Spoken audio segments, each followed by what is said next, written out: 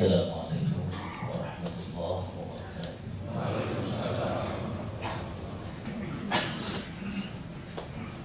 Allahu Akbar, Allahu Akbar, Allahu Akbar, Allahu Akbar. Asyhadu an la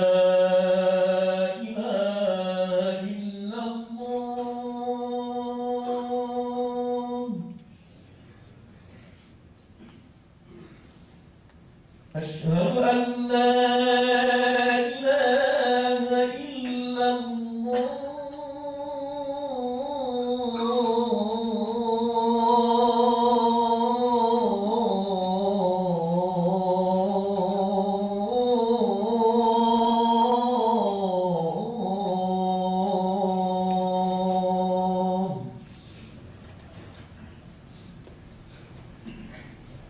أشهد أن محمدًا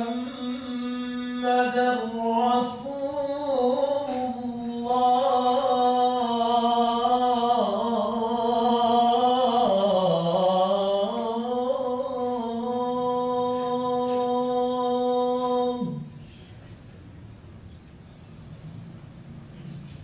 أشهد أن محمدًا رسول الله.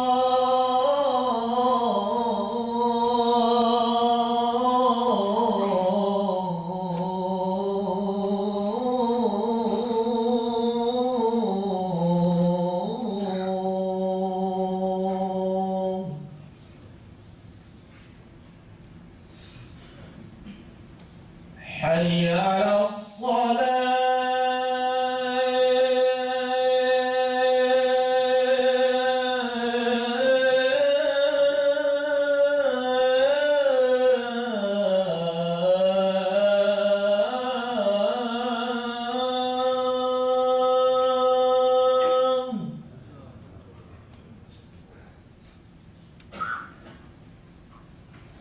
حي على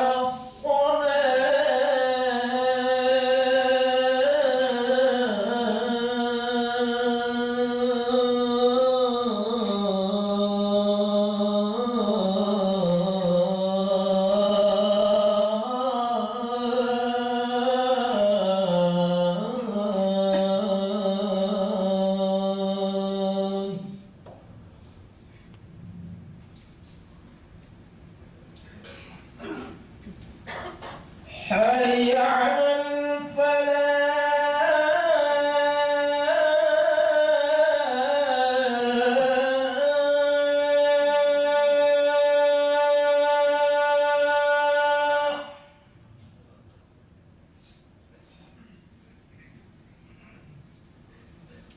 حي على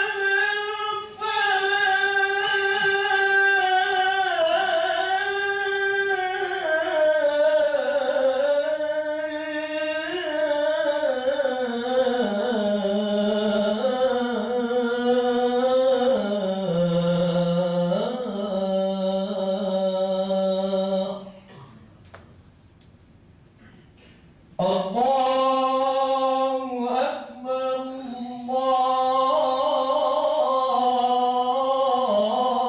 الله أكبر.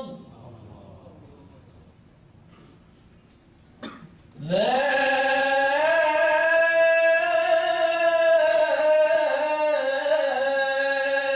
إله إلا الله.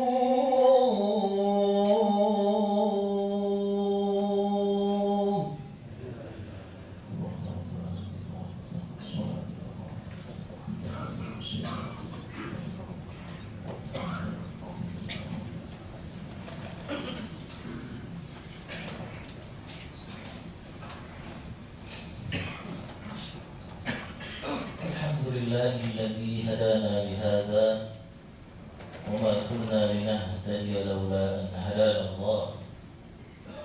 Asyhadu an la ilaha إلا الله وحده لا شريك له وأشهد أن محمدا عبده ورسوله اللهم صل وسلم على هذا النبي الكريم سيدنا ومولانا محمد وعلى آله وأصحابه أجمعين أما بعد فيا عباد الله أوصيكم ونفسي بتقوى الله وطاعته لعلكم تفلحون. قال الله تعالى في كتابه الكريم وهو أصدق القائلين أعوذ بالله من الشيطان الرجيم بسم الله الرحمن الرحيم فقلت استغفروا ربكم إنه كان غفارا يرسل السماء عليكم مدرارا ويمددكم بأموال وبنين ويجعل لكم جنات ويجعل لكم أنهارا. وقال رسول الله صلى الله عليه وسلم في حديثه من لزم الاستغفار يجعل الله لكل ضيق مخرجا ولكل هم فرجا ويرزقه من حيث لا يحتسب. صدق الله العظيم وصدق رسوله النبي الحبيب الكريم ونحن على ذلك من الشاهدين والشاكرين والحمد لله رب العالمين. Jemaah sidang Jumat yang dimuliakan oleh Allah Subhanahu wa taala. Satu saat Imam Hasan Al-Basri seorang tabi'in yang berguru kepada beberapa orang sahabat termasuk sahabat yang ikut perang dalam perang Badar, ditanya ketika dia mengadakan sebuah pengajian oleh jamaahnya. Jamaahnya bertanya kepada Imam Hasan Al-Basri ini,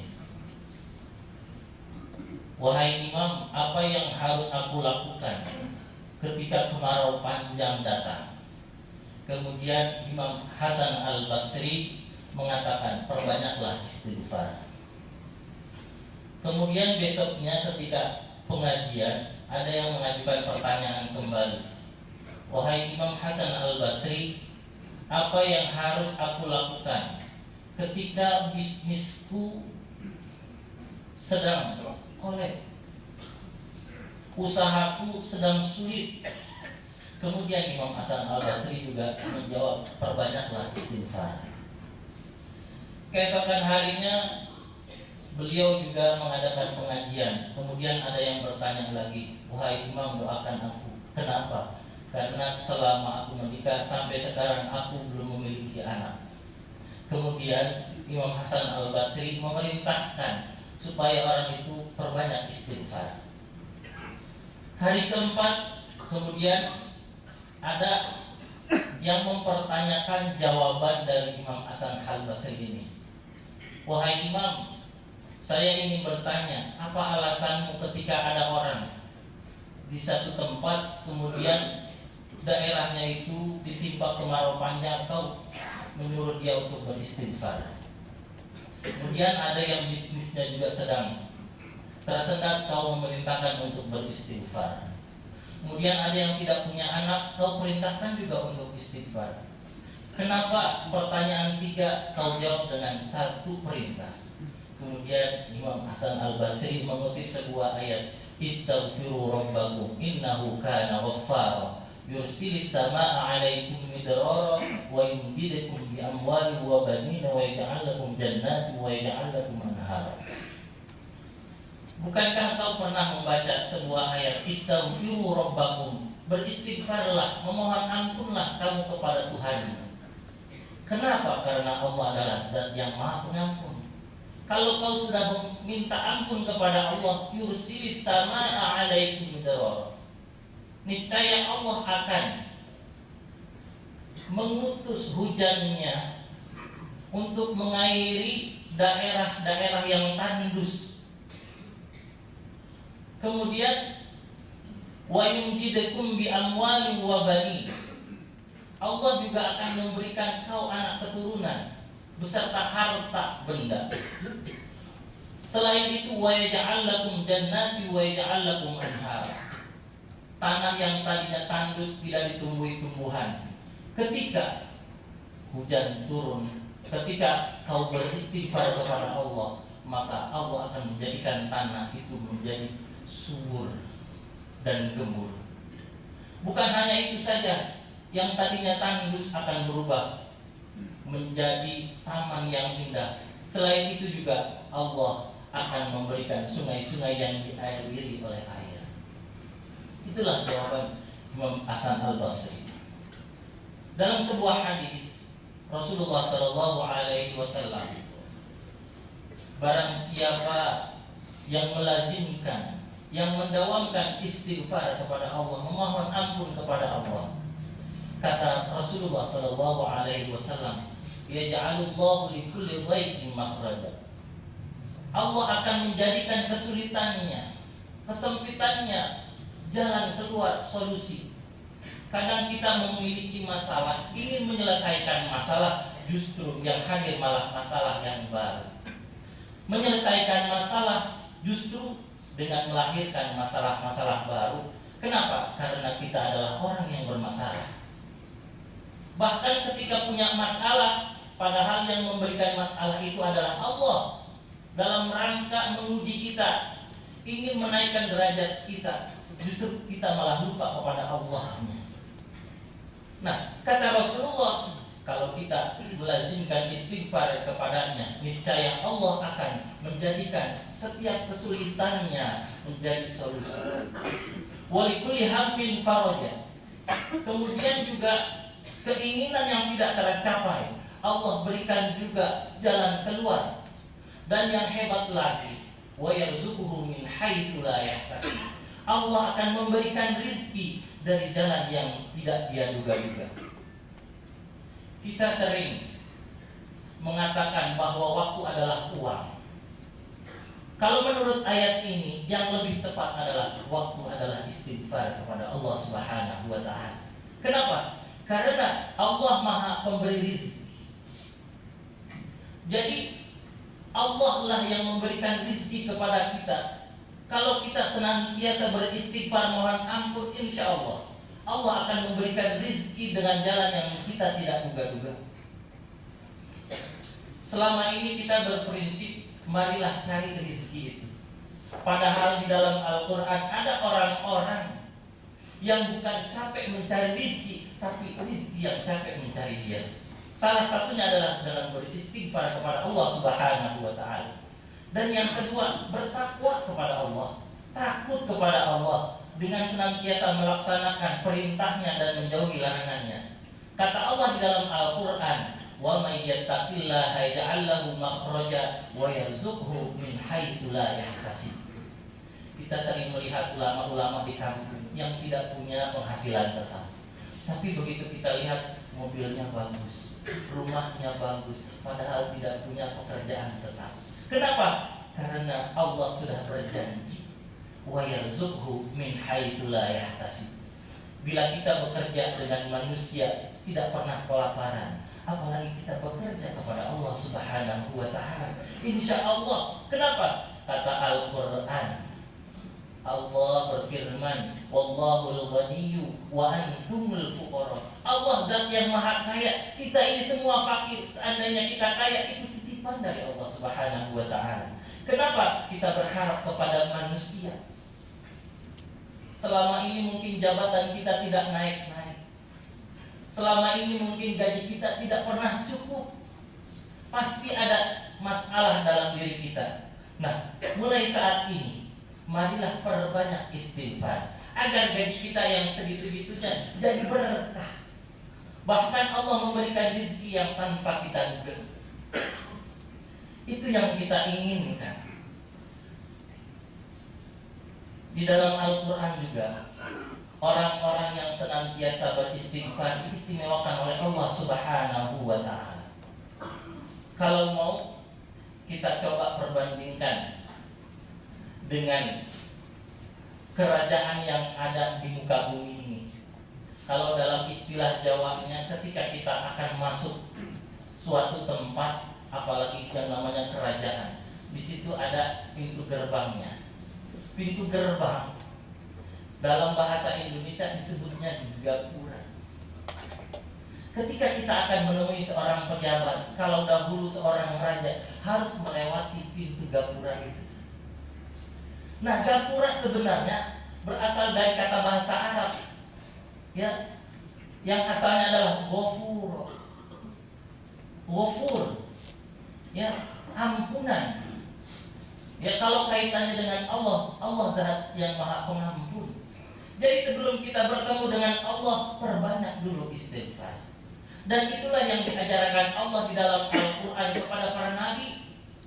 Disebutkan di dalam Al-Quran, ketika Nabi Adam alaihi salam melakukan kesalahan karena memakan, di dalam Al-Quran disebutnya bukan buah khuldi, tapi syajaratul khuldi, pohon keabadian yang ada buahnya, maka disebutnya buahnya buah khuldi. Tetapi dalam terminologi Al-Quran tidak ada tamratul khuldi, yang ada syajaratul khuldi. Kemudian dilempar dari surga. Allah perintahkan setelah benar-benar bertaubat, Allah memberikan sebuah doa kepada Nabi Adam alaihi salam, yaitu doanya yang kita sering baca, Rabbana zalamna anfusana wa illam taghfir lana wa tarhamna lanakunanna minal khasirin. Tuhan kami senantiasa melakukan aniaya kepada diri kami. Wa illam taghfir lana, jika kau tidak mengampuni dosa-dosa kami, lanakunanna minal khasirin, sungguh kami termasuk orang-orang yang merugi. Nah, kalau kita melihat setiap ada kata-kata istighfar itu didampingi dengan kata-kata memohon rahmat. Dalam doa ini Allah memerintahkan kepada Nabi Adam alaihissalam untuk meminta ampun dulu, kemudian meminta rahmatnya. Dalam sebuah hadis Rasulullah Shallallahu Alaihi Wasallam bersabda, la yudkhila ahadakum amaluhu al jannah. Qalu wala anta ya Rasulullah, wala ana. Apa maknanya? Tidaklah sekali-kali yang menyebabkan kita ini masuk surga amal kita. Itu kata Rasulullah. Kemudian sahabat tercengang, wala anta ya Rasulullah. Tidak juga dengan engkau ya Rasulullah. Iya, na'am, wala ana. Lalu apa yang menyebabkan kita ini masuk surga? Illa ayyataghammadani Allah bi rahmatin minhu wa fadl. Kecuali orang yang Allah anugerahkan rahmatnya dan karunia-Nya. Tapi di dalam Al-Quran, sebelum kita meminta rahmat kasih sayang Allah, diperintahkan untuk beristighfar. Ketika Nabi diperintah oleh Allah Subhanahu wa Ta'ala untuk beristighfar, untuk meminta rahmat, tapi dimulai dengan diperintah untuk memohon ampun kepada Allah. Wa qur rabbighfir warham wa anta khairur rahimin. Katakanlah wahai Nabi, rabbighfir, Tuhanku ampuni aku, warham, dan rahmatilah, wa anta khairur rahimin, kau adalah zat yang maha pemberi rahmat. Ketika kita salat ada bacaan rabbighfirli warhamni, rabbighfirli warhamni. Memohon ampun dulu, baru memohon rahmatnya. Jadi apabila kita ingin mendapat rahmat yang menyebabkan kita masuk surganya Allah Subhanahu wa Ta'ala, harusnya kita mulai dengan istighfar. Istighfar banyak sekali manfaatnya, bukan hanya di akhirat, di dunia juga, yang tadi sudah disebutkan. Bagaimana dengan nanti di akhirat? Orang-orang yang senantiasa beristighfar, Allah masukkan ke dalam surganya. Innal muttaqina fi jannati wa 'uyun. Sesungguhnya orang-orang yang bertakwa Allah akan masukkan ke dalam surga Allah. Kenapa mereka masuk? Akhirina ma atahum rabbuhum. Mereka akan mengambil hak mereka nanti yang diberikan oleh Allah Subhanahu wa Ta'ala di akhirat. Innahum kanu qabla dzalika muhsinin. Sebelumnya waktu di dunia mereka itu senantiasa berbuat kebaikan. Makna muhsin itu isim masdarnya ihsan. Ihsan itu berbeda dengan makna adil. Kalau ada orang dipukul, kita pukul lagi, itu namanya adil. Wa jazaa'u sayyi'atin sayyi'atun mithluha. Balasan bagi orang yang berbuat jahat, kita jahat lagi boleh. Tapi kalau ihsan, itu lebih tinggi lagi ketimbang adil. Kalau ada orang mukul kita senyum, itu namanya ihsan. Tapi kalau di Indonesia dianggap gila. Kalau ada orang tidak memberi, kita malah memberi, itu ihsan. Nah, kelak orang-orang yang muhsinin inilah yang Allah akan masukkan ke dalam surga. Kanu qalilan minal laili ma yahjaun. Setelah itu dia sedikit dalam tidurnya, terutama di waktu malam. Wabil ashari hum yastaghfirun. Kenapa jarang tidur? Kenapa sedikit tidur di waktu malam? Karena senantiasa beristighfar, memohon ampun kepada Allah Subhanahu wa ta'ala. Rasulullah seorang sosok yang maksum, yang tidak pernah melakukan dosa. Sehari semalam tidak kurang dari 70, bahkan dalam hadis lain 100 kali mohon ampun kepada Allah Subhanahu wa ta'ala. Beristighfar padahal dia sudah maksum. Liyaghfirallahu ma taqaddama min dzambika wa ma ta'akhkhar. Allah sudah ampuni dosanya yang sekarang dan yang akan datang. Sudah diampuni oleh Allah, tapi tidak kurang dalam sehari 70, bahkan dalam hadis lain 100 kali beristighfar kepada Allah. Sudah selayaknya kita lebih pantas beristighfar setiap harinya kepada Allah Subhanahu wa ta'ala. Karena mahallul khata' wan nisyan, karena memang kita tempatnya salah dan lupa. Oleh karena itu, marilah kita senantiasa beristighfar kepada Allah Subhanahu wa ta'ala agar Allah mengampuni dosa-dosa kita.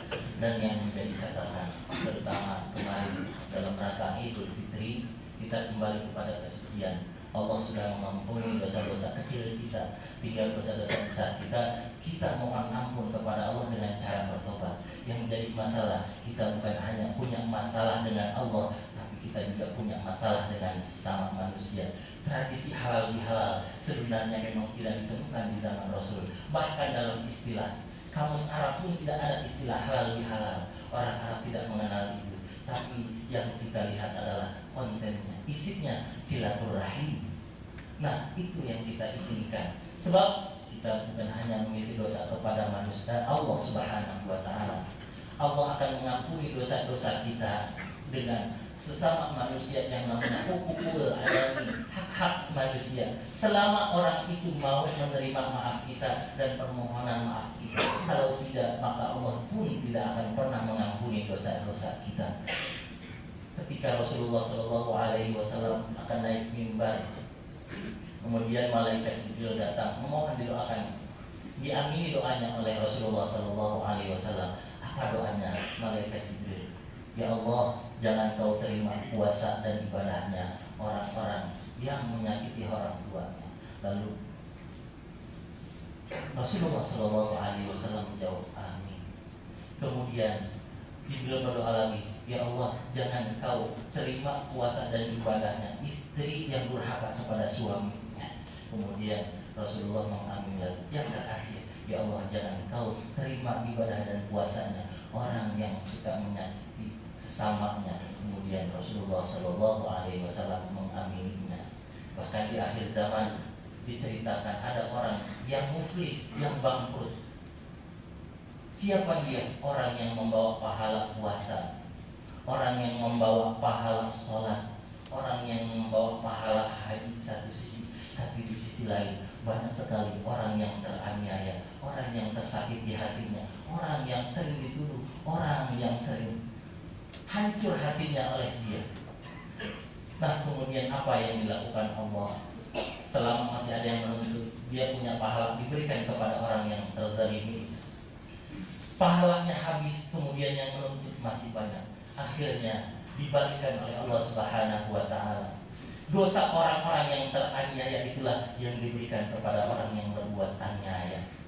Pahala dia bawa, tetapi ketika di akhirat menghadap Allah habis digerogoti oleh orang-orang yang pernah tersakiti hatinya oleh dia. Nah, kata Rasulullah, inilah orang yang muflis.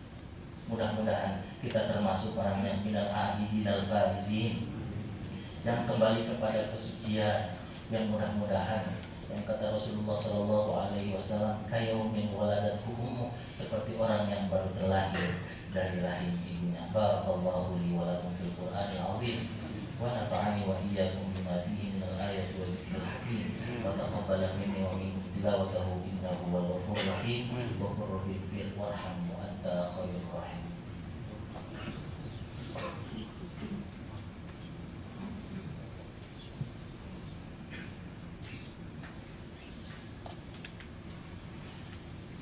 Alhamdulillah wa kafa, wassalatu wassalamu ala sayyidil mustafa wa ala alihi wa ashabi ahli sidqi wal wafa. Asyhadu an la ilaha illallah wahdahu la syarika lah wa asyhadu anna Muhammadan abduhu wa rasuluh. Fa ya ibadallah, usikum wa nafsi bittaqwallah wa ta'atihi la'allakum tuflihun. Qala Allah ta'ala fi kitabihil karim wa huwa asdaqul qailin. A'udzu billahi minasyaitonir rajim. Bismillahirrahmanirrahim. Inna Allaha wa malaikatahu yusholluna 'alan nabi. Ya ayyuhalladzina amanu shallu 'alaihi wa sallimu taslima. Allahumma shalli 'ala sayyidina Muhammad wa 'ala ali sayyidina Muhammad. Wa radhiyallahu 'anil khulafa'ir rasyidin Abi Bakr wa Umar wa Uthman wa Ali وعن بقية الصحابة والتابعين وتابع التابعين ومن تبعهم بإحسان إلى يوم الدين وعلينا معهم برحمتك يا أرحم الراحمين. اللهم اغفر للمؤمنين والمؤمنات والمسلمين والمسلمات الأحياء منهم والأموات إنك سميع قريب مجيب الدعوات ويا قاضي الحاجات. اللهم لا تدع لنا في مقامنا هذا ذنبا إلا غفرته ولا هما إلا فرجته ولا دينا إلا قضيته ولا مريضا إلا شفيته ولا ميتا إلا رحمته ولا حاجة من حوائج الدنيا والآخرة إلا قضيتها ويسرتها. فيسر أمورنا أمور الدنيا والآخرة واشرح صدورنا واختم بالصالحات أعمالنا. اللهم أحينا مسلمين وأمتنا مسلمين غير خزايا ولا مفتونين. ربنا آتنا من لدنك رحمة وهيئ لنا من أمرنا رشدا. ربنا آتنا في الدنيا حسنة وفي الآخرة حسنة وقنا عذاب النار. صلى الله على سيدنا محمد وعلى آله وأصحابه وسلم. سبحان ربك رب العزة عما يصفون وسلام على المرسلين والحمد لله رب العالمين. عباد الله، إن الله يأمر بالعدل والإحسان وإيتاء ذي القربى وينهى عن الفحشاء والمنكر والبغي يعظكم لعلكم تذكرون.